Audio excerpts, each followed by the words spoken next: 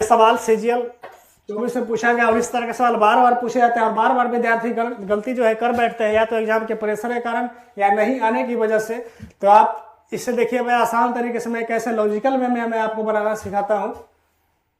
तो राजेश जो है 10,000 रुपये की राशि 2 वर्ष के लिए 15% के हिसाब से लेता है, लेकिन राजेश इसे तय किए गए समय पर लौटा नहीं सका। इसलिए नहीं लौटा सका, इसलिए उसने 2 वर्ष का और समय मांगा। तो कर्जदाता ने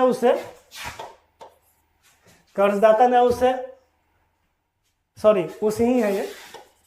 उस अवधि की ब्याज की राशि को उसी ब्याज की दर से अगले 2 वर्ष के लिए मूलधन में शामिल कर देता है। यानी ये 2 वर्ष में इंटरेस्ट जो लिया था उसको फिर प्रिंसिपल में शामिल कर दिया और उस पर अब ये इंटरेस्ट लेगा।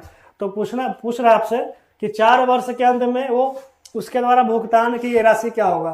तो पहले 2 वर्ष में इसका इंटरेस्ट क्या लगाएंगे, 15% के हिसाब से 2 साल में इंटरेस्ट कितना, 30%।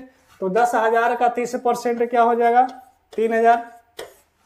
तो 3,000 अब क्या मूलधन में भी शामिल करना है, क्योंकि इंटरेस्ट ये चुकाया नहीं है। तब मूलधन कितना हो गया, 10,000 प्लस 13,000 यानी 10,000 प्लस 3,000 यानी 13,000।